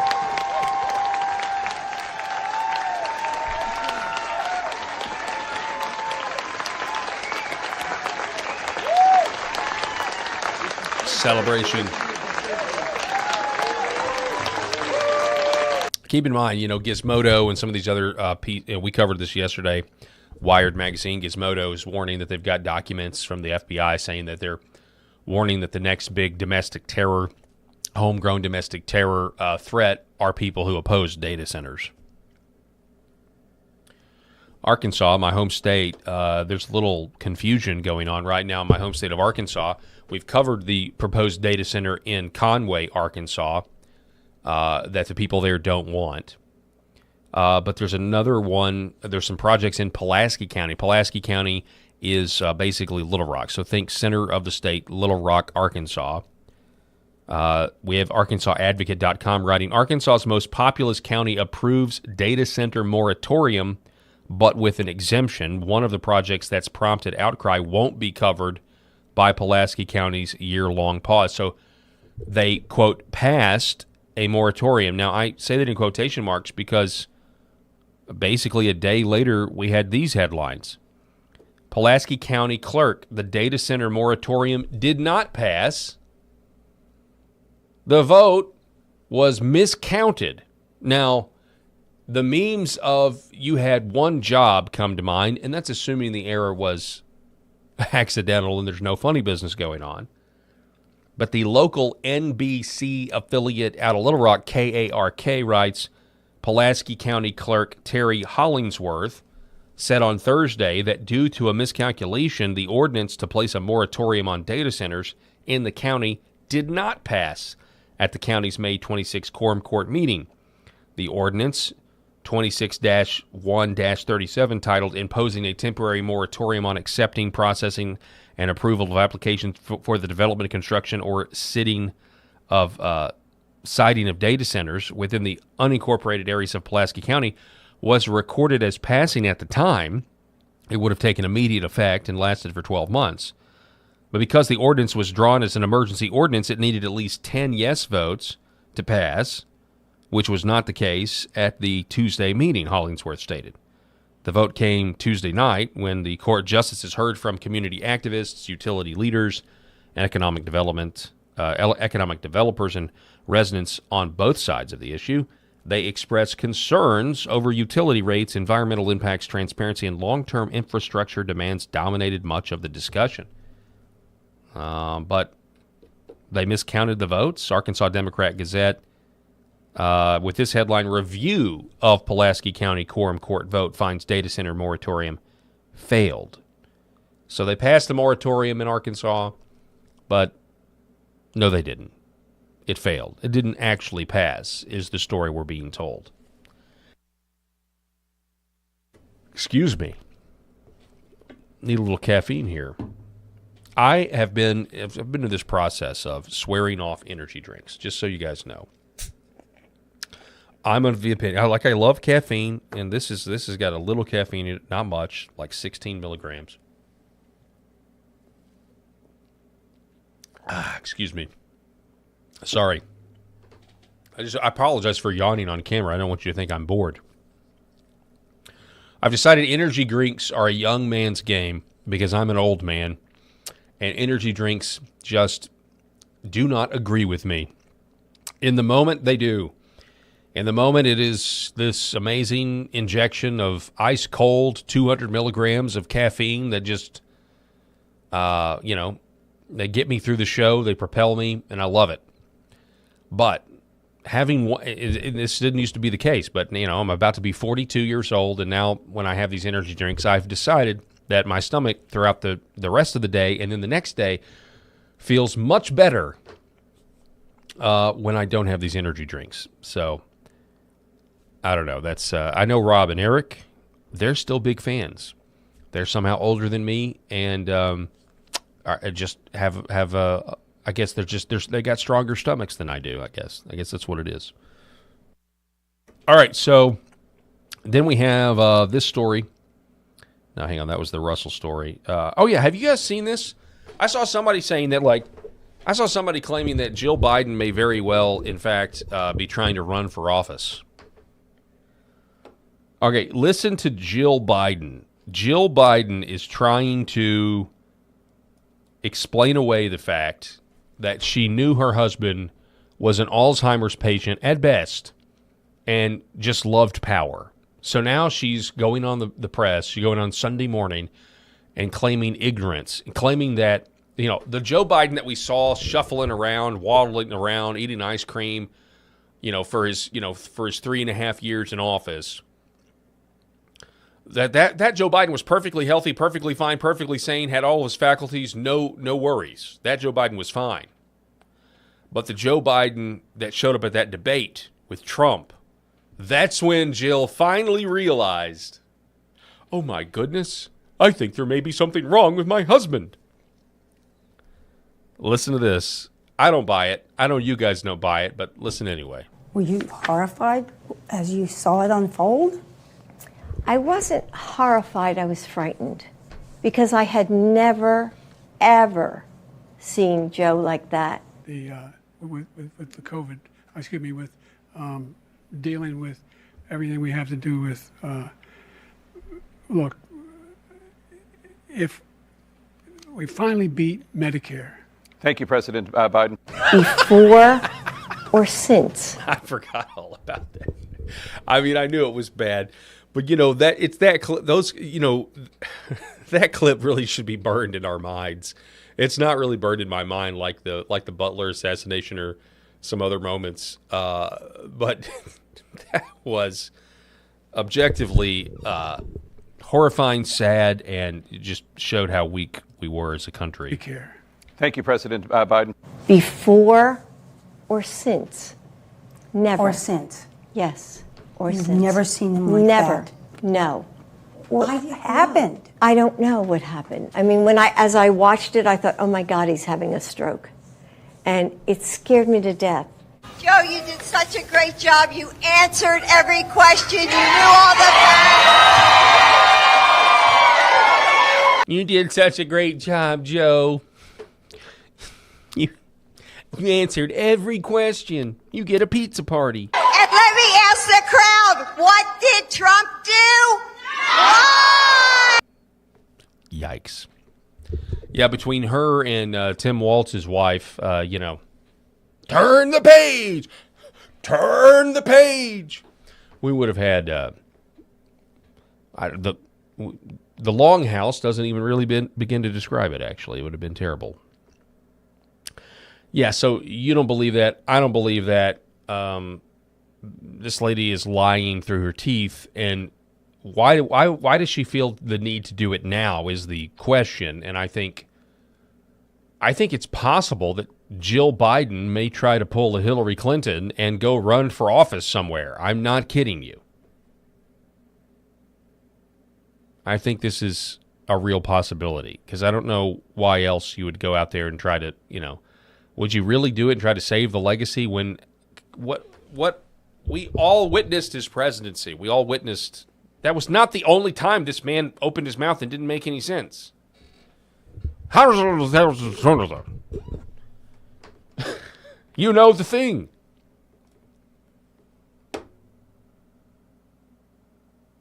We got another pop culture. So we have another actress now. We have another actress. DC Comics. They've got this new movie coming out called Supergirl. The star of the movie, this actress, said she was glad that Christians and dads didn't like her, and now the movie's going to lose over $100 million. Fox News reporting Supergirl pre-release tracking looks disastrously bad for Hollywood after lead actress's bizarre comments. The star of the movie, Supergirl, Millie Alcox, her divisive remarks and underwhelming trailers have tracking estimates far below studio hopes. So that's what she looks like there. That's her. So she's decided to pull a Rachel Zegler, who played Snow Brown. I say that because Rachel Zegler is part Hispanic, and Rachel Zegler was cast as Snow White, and yet she wasn't white. She was brown. And then, of course, she came out and went all woke in Hollywood and everything else. And again, I'll just echo what I said the other day on the show. I think a legitimate explanation for this is a lot of these actors, according to Nerdrotic, a lot of these actors just really feel like terrible human beings, and they feel guilty that they make so much money for doing so little work, or they make so much money for doing something that is fun to do, And so they feel the need to try to go out and share their political opinions and try to correct the wrongs and virtue signal. And, of course, Virtually all of them are not Christians. I mean, it's very difficult to even maintain a Christian witness and be in these Hollywood movies. Very, very difficult. Also, you're not welcome. But one of the reasons they have such a hard time reconciling the world is because they're not Christians. So they don't understand how to recognize injustice or reconcile injustice. They may know how to recognize injustice, but not reconcile it. Why do people do good things? Why do people do bad things? Actually, it's really sad because they're actors, and they should know about this. They should know about complex ideas and complex characters and how people's motivations can be bifurcated and subtext and good play. Like, they should know about this, but when it comes to the real world, they can't quite figure it out. So they feel this need. They have this allergy. They've got to get out there. They got to share their woke ideology and mindset for how they wish the world would be, but yet it's not that, because that would be unnatural. Now, if it's up to them, honestly, if it's up to them really taking a lot of their claims to the logical conclusions, everybody would be gay and nobody would be able to have any kids. Aaron McIntyre writes about this story. This is like the 7th time in a row this has happened, but they keep making these movies and casting these bitter girl boss types in the role anyway. The woke just keeps coming because it's the religion of the ruling class now, and that's really what it is. It's a counter-Christianity religion, or, paganism, and they have to go on the offensive and attack the very people. You'd think they would take some sort of economic class. These actors, these entertainers, just don't have any idea. Like, they take. It's almost like, do you think that some of these people? These people are they really don't think. They don't understand how fragile. Like, if I got to worry about getting clean water, I'm not going to care to go see your Supergirl movie. Like, entertainment is the icing on top of the cake when it comes to the buffet of choices that we have or responsibilities that we have. Entertainment is the last thing. You only do that if, you're pretty confident that when you leave your home and come back, your stuff's still going to be there. It's like if we were all stranded on a desert island somewhere, folks, nobody would be, would be paying the actors coconuts for just, performing and entertaining us. Yeah, that wouldn't get the job done. You'd have to work if you want to eat. Actually work. And that's what so many of these actors just totally don't understand. It's quite fascinating. Well, it just happens. All this stuff just happens. So anyway, that's going to be fun to. That's going to be a fun train wreck to watch. Let's see, what else do we have here? Oh yeah, we had this on the show. We had it queued up on the show yesterday, but we did not get to it. Former CIA officer has been arrested on massive fraud, stealing 300 gold bars and secretly stashing them worth $40 million and using his position to do so. And apparently he just asked for them.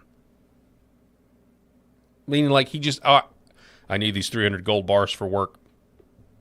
I mean, if you had any doubt that the people who are in the CIA just have access to resources and a massive amount of trust and benefit of the doubt, or people know exactly what this stuff is for. Paying people off, giving them generational wealth, the CIA being very much a part of, if not the black market. Name an illegal practice and an illegal market, an illegal industry, name it, and I think most of us, you don't have to cast a line very far before you hit a spook. He had a top secret clearance. Quote, this was someone given currency. He said he needed to be used to pay for operations he was in charge of. Yeah. I'm in charge of these operations, dealing with these real bad people, and they need 300 gold bars. I'm not going to give it to them.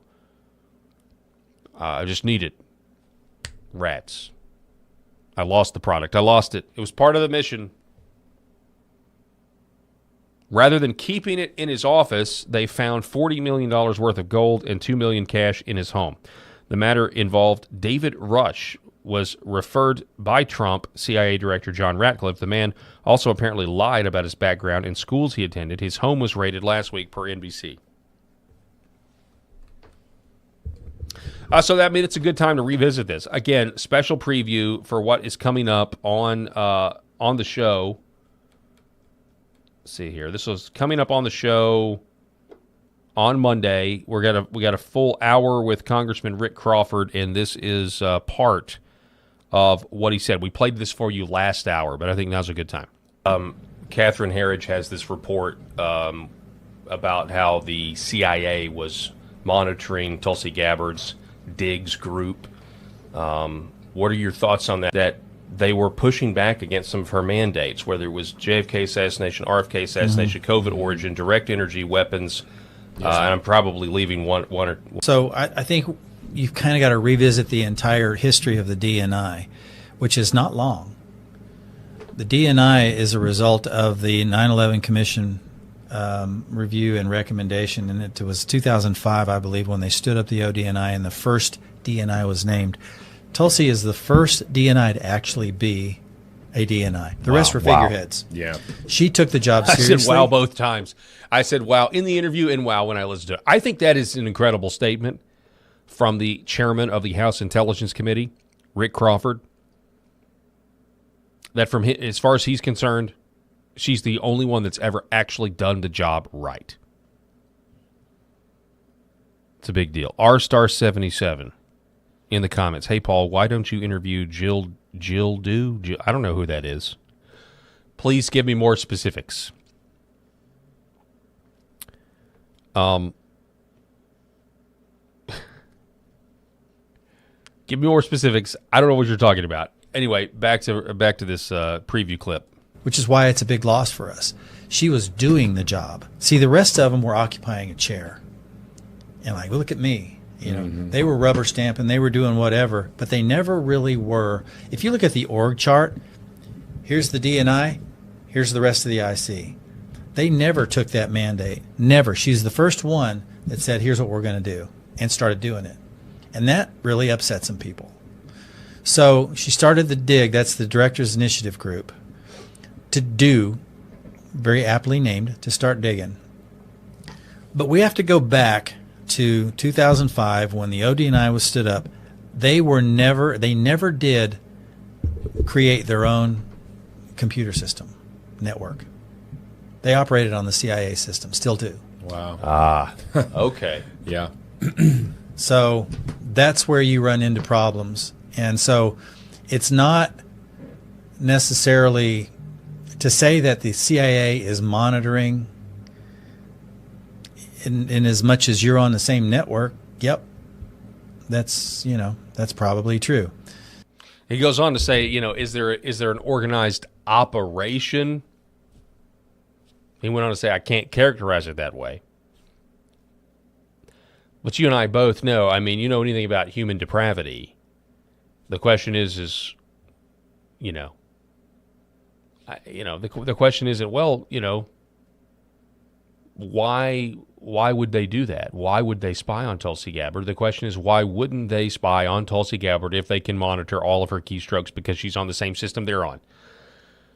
Okay, Jill Do. Okay, I get it. Jill Biden. You want me to interview? So you guys are making a phallic reference to a bedroom toy, and I mispronounced it. I mispronounced the slur. Why don't I interview Jill Biden? Obviously, I know you guys are joking. I can't just call up Jill Biden. I'm sorry. I am sorry, y'all. I'm sorry. This is too crass for. It's too crass for my Southern sensibilities. Okay. Too crass for my Southern sensibilities. Anyway, this interview with Rick Crawford is going to be airing Monday at 3 Central, 4 Eastern on LFA TV, the Paul Harrell Program YouTube channel as well. So make sure you check it out. I'm going to be gone next week. Programming note, I'm going to be gone next week. I apologize, but I have got to go out of town and got to get recharged, got to get refreshed. And so there will be best of clips, playing and stuff during the show. So I will miss you guys, but I'm going to be relaxing. And so anyway, But on Monday, we do have brand new content on Monday with this Rick Crawford interview. I tried my best to work extra hard to where I was able to at least leave you guys with something that was new. What else do we have here in my... This is a lot of the stuff falling through the cracks. Oh, this is a big one. Okay, so we all remember it was about 8 days ago. This story went viral. Vice Admiral Robert Harward going viral for having a mask on TV. Now, I know you say, well, Paul, shouldn't you say a parent mask or it looks like a mask? Folks, I don't know what to tell you. I don't even think those are the same two people, let alone, like, before we even get into whether or not this guy is wearing a mask or not wearing a mask, whether that's a green screen shadow. I've worked with green screens. I've never had a flapping flesh wound, while I'm on. I've never had that. But anyway, whether we even get into that conversation or not, the fact of the matter is, these are not the same people. These are not the same people. I don't think there's enough Botox in the world that could make that wrinkly neck look as smooth as, somebody who's 20 years old. This is a wrinkly neck on the left and a smooth neck on the right with a gaping hole in it where the guy is clearly much younger underneath than the... anyway, the whole thing doesn't make sense to me. And again, people are uncomfortable with me saying he's wearing a mask. I'm believing my own eyes. And I'm not the crazy one. Like, I'm not the extreme one for saying what I am seeing with my own eyes. I don't think that. Could I be wrong? Sure. I've been wrong about a lot of things. I don't think I'm wrong here. I'm just believing my eyes. I'm not the crazy one that thinks this, okay? People are getting caught up. The reason they want to say you're crazy is because they're getting caught up on the why. I don't know the why. We can speculate on the why, but forget about the why. Forget about the why and just look at your own eyes. Go watch the video. Well, let's just play it right here. These are two different clips taken 3 days apart. I get involved, but again, their interests are at play here, but so are European interests, the rest of the Gulf nations, and so far, every has time on his hands. He's controls the narrative. They don't even sound the same. He controls the strike capabilities, and he knows. I get involved, but again, their interests are at play here, but so are European interests, the rest of the Gulf nations, and so far, every has time on his hands. He's controls the narrative, he controls the strike capabilities, and he knows.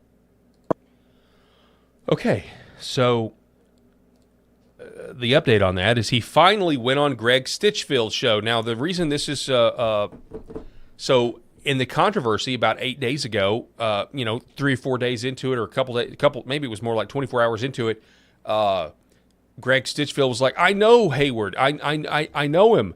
I know Harward. I know Robert Harward. He's a guest on my show, and he knows this has gone viral, and people think he's wearing a mask, so he's going to come on my show.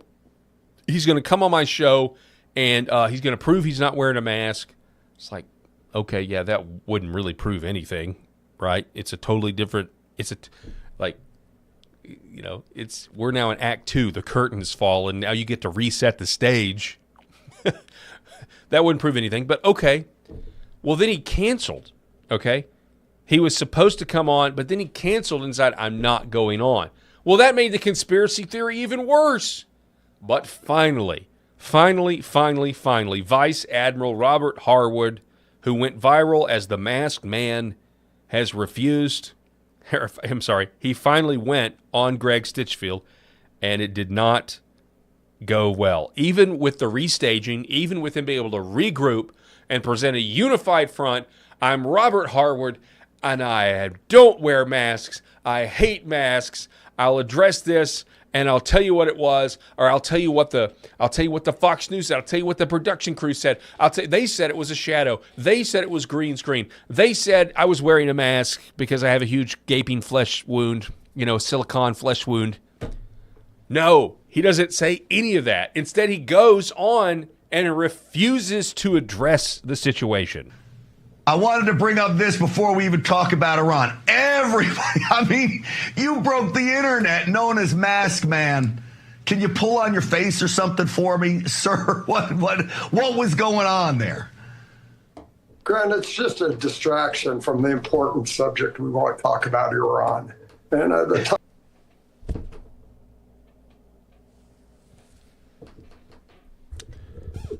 Got this big controversy. Man, these guys are out of tricks. We got this big controversy.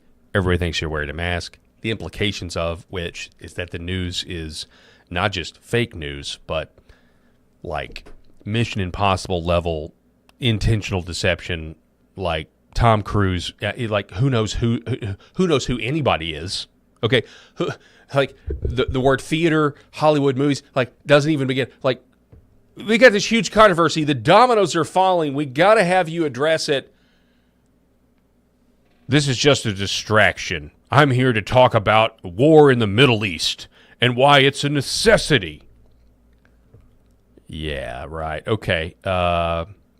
I think that's going to make the conspiracy theory a lot worse. What do you guys think? Let's take it from the top. I wanted to bring up this before we even talk about Iran. Everybody, I mean, you broke the internet, known as Mask Man. Can you pull on your face or something for me, sir? What was going on there? Grant, it's just a distraction from the important subject we want to talk about, Iran.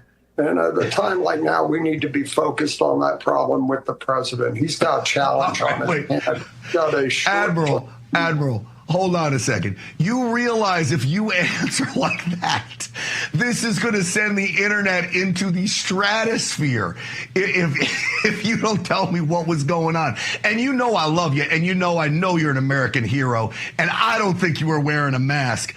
But just tell me something so I can let the internet be happy, and then we can move on here. Grant, the internet's not my problem, okay? I'm here to talk about Iran. The internet's going to do what the internet wants to do, and I'll... Okay, now I'm thinking this guy's just a robot. Like, now this is a legitimate... Grant, I'm here to talk about Iran, not my giant flesh wound that wasn't a mask. I'll let it be at that, but let's not lose track of... Just tell me something so I can let the internet be happy, and then we can move on here. Grant, the internet's not my problem. Look at those two people back to back. Look at who's on the screen. This is the viral clip with the flesh wound. And look at the guy to the left. Look at these two people. They don't even look like the same person. Like they look like different people. Oh man, it's no wonder this guy canceled. No wonder he canceled. And then they're like, well, you canceled. We can't just never address it. We're going to bring you on to address it. Then they bring him on, and the man refuses to address it. I'm here to talk about Iran. The internet's going to do what the internet wants to do, and I'll let it be at that. But let's not lose track of what's important here, where we are with Iran.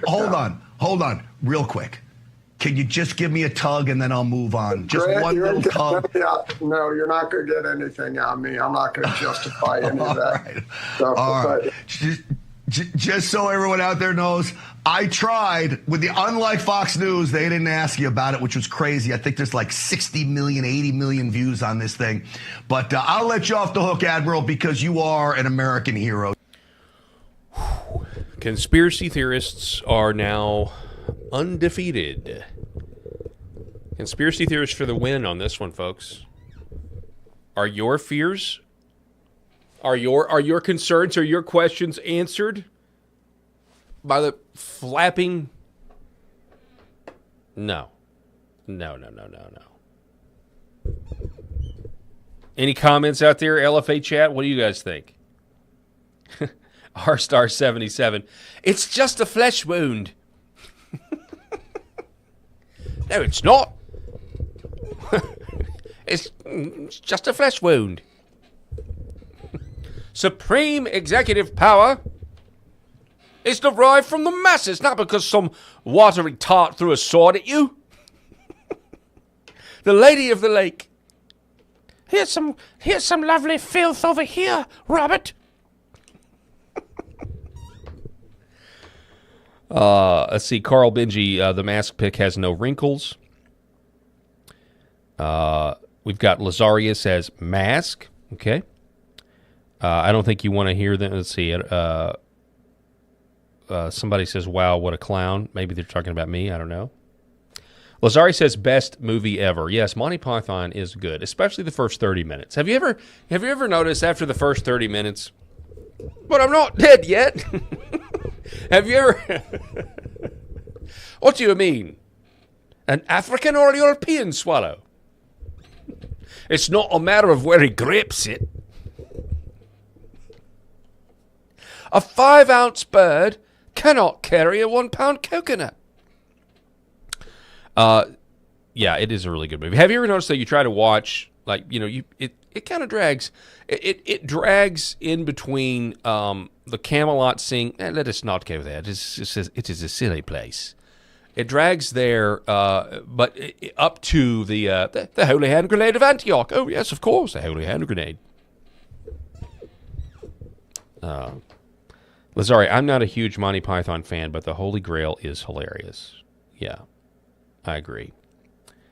Anyway, mask or no mask? I'm sorry. I mean, if you don't think it's a mask, that's perfectly fine. I just want you to be okay with me believing my own eyes and being like, yeah, there's something fishy here, and the get into the why. Okay, like, why do they do it?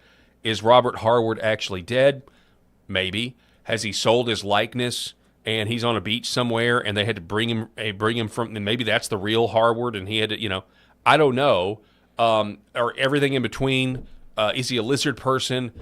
I don't really know, but who cares about the why? Who cares about why they're doing it? I mean, generally, why would they do something like that? To deceive you. Okay, can we be comfortable with that? Why? To deceive. Okay, to deceive. Great. The real question is, who else? Who else? Who else? Who else? How many other people have been on the TV wearing a mask, not being who they purport to be, and we didn't know about it? And again, he's literally telling you why he's there. Why are you on Stitchfield? Why are you on Fox News? Well, I am here. I'm here to tell the Fox News viewers that another Middle East war is great news, and we've got to do it. And then that guy gets busted with a mask, comes on, won't talk about the mask, and instead says, I'm here for Iran. I'm here to talk about Iran. Angie, 1943, Hillary is fake. It's somebody mad. A lot of people think Hillary had a lot of body doubles or people in masks. Obviously, then there's the Joe Biden with the mask. That was a huge deal as well. A lot of stuff out there, folks. That's all the time that we have for this edition of the Paul Harrell program. And again, I'm going to be out next week, but we got some great content lined up for you, and I really appreciate it. Thanks to LFA TV. Thanks to our sponsors, Red Vive Health, New Horizon Real Estate, Gateway Sight and Sound, Pet Club 24/7, Sheridan Chiropractic. Hey, listen, now's the time, because it's Friday, where I tell you that you go to church. Go to church. Okay? Find a church. If you don't go to church, find a church that preaches the death, burial, and resurrection of Jesus Christ. If you do go to church, have a blessed Lord's Day, and I will see you not next week, but the week after. Be safe.